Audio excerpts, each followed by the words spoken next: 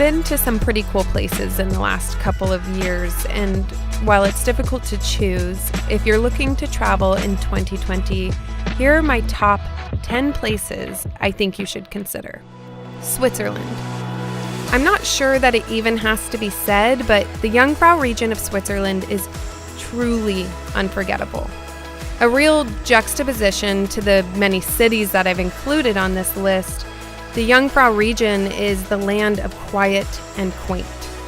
Here you will find villages that are straight out of a storybook, truly.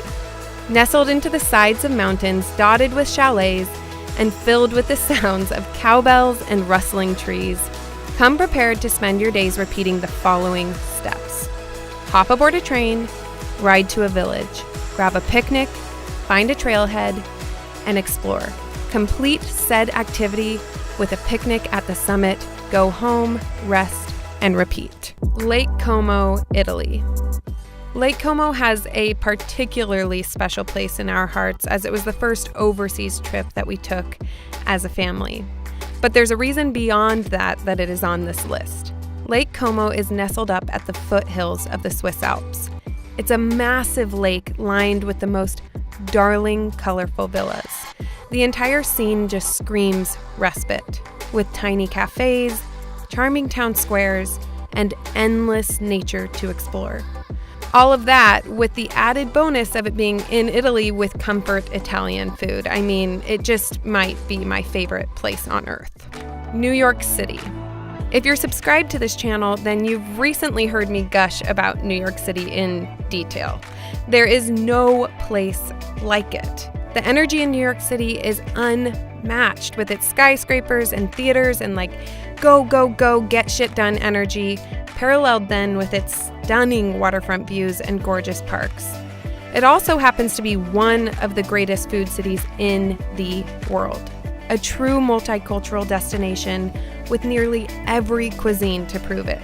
That, combined with the fact that everything is open late for late night adventures and snacking, it is and forever will be at the top of my list. Hong Kong. Though it is an increasingly complex place to visit, it is a must-see city. It's difficult to put the vibrance that is Hong Kong into words, but picture this. A city with some of the tallest and most decorative skyscrapers, surrounded by lush, exceptionally beautiful nature, set on the water with ferries crisscrossing day and night. While the views are certainly a part of what sets Hong Kong apart, there is so much more to this destination. The food stands out as some of the best I've had in all of my travels, with exceptional dedication to the craft. The food that you eat in Hong Kong will be difficult to find elsewhere at that caliber. Once you've taken in all that this city has to offer, make sure to explore its surroundings. With beaches no more than 10 minutes outside of the city and charming fishing harbors just a ferry ride away. Hong Kong is truly the perfect coming together of the hustle and bustle of the new and the timeless character and culture of the old. Iceland. Yes, I know you've probably heard enough about Iceland to last a lifetime, and honestly, before going myself, I felt the same way. But Iceland is more than deserving of all of the buzz. The only word that does this place justice is otherworldly. Its vast craters, unmatched horizons, and black sand beaches, Iceland presents nature that honestly, if I hadn't seen with my own eyes, I could have been convinced it was supernatural. At every stop, we found ourselves with jaws dropped and cameras at the ready, taking in the blue lagoons, miles of volcanic land, and thermal energy radiating off the hillsides. We went in winter, but Iceland is beautiful year-round. For us, it was the perfect time to commune with nature, each other, and all of the thermal pools. Edinburgh, Scotland. If you, like me, are a lover of Harry Potter and forever find yourself dreaming of finding a place like Hogwarts, look no further than Edinburgh. The land of cobblestone streets and castles sitting at the top of a hill looking down at the city. We went full into Scotland vibes with stops in each and every tweed shop, afternoon tea in the historic library, and English breakfast every single day. Edinburgh is entirely walkable with streets lined with the cutest little shops and perfect cafes for a cup of tea.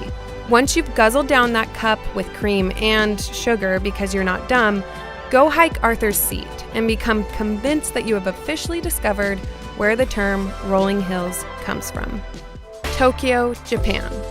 Tokyo, as you've likely heard, is the epitome of metropolitan. Its crowded city streets and lit from the ground up skyscrapers have certainly played a large part in defining this city and putting it on the map. And while those are a sight to see, just behind them, there is so much more to explore. With one of the most efficient public transport systems in the world, you can visit each and every corner of this city for drastically different experiences, each of them both a literal feast and a figurative one. Tiny, quiet streets lined with secondhand shops full of the most wonderful treasures, food that is not only treated as a foundational part of the culture, but as a true art form, and shrines surrounded by dense, stunning forests. A trip to Tokyo feels like a trip simultaneously into the future and the past. Southern Utah. I've raved about Southern Utah before, and I'll rave about it again. It is one of my favorite destinations year-round. If you are even remotely an outdoorsy person, you absolutely have to have Southern Utah on your bucket list. With its could have been designed by Dr. Seuss structures and endless narrow tunnels, it is the perfect destination for all hikers, beginner or advanced. Every time we find ourselves there, it's hard to believe and take in how out of the world this nature is. In many ways, it feels like you're on another planet. Portugal. Portugal, with its vast beaches and quaint metropolises, is a destination I cannot stop recommending. Its long coast along the Atlantic Ocean is dotted with charming towns that are perfect for a day or two long stopover, making it an ideal location for a European road trip. Portugal brings it on every front with its romantic cities, rich history, and picturesque beaches. You honestly cannot go wrong there. Also, I'd be doing you a disservice if I didn't personally advise you to eat your weight in pastéis de nata. Just do it. Trust me, do it. Wow. Taiwan. Taiwan is my favorite place that I traveled to in 2019. So much so that it's already on my bucket list for a round two. There's just so much to see.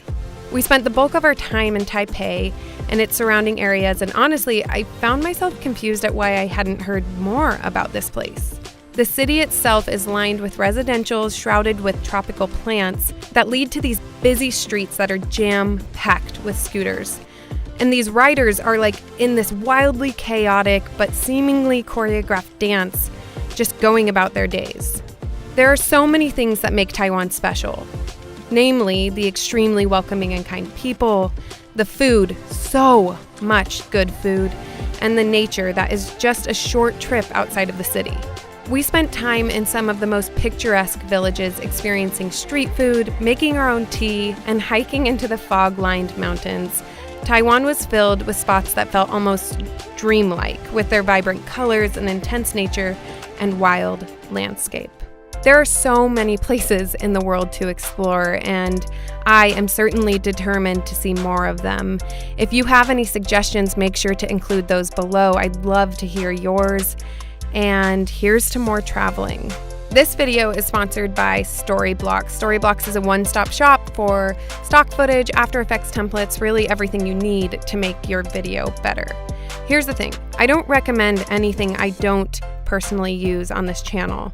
They have gorgeous footage from all around the world that I have found to be so incredibly useful. The clips are really, really easy to find, and you can download as many as you want. That's right, the downloads are unlimited. I love that because a lot of times I like to stockpile footage and then throw it into my project file, and I don't really know beforehand what I'm going to use. You can use their footage anywhere you like, including on YouTube, and it's all royalty free, so you don't have to worry about using it for commercial or personal use.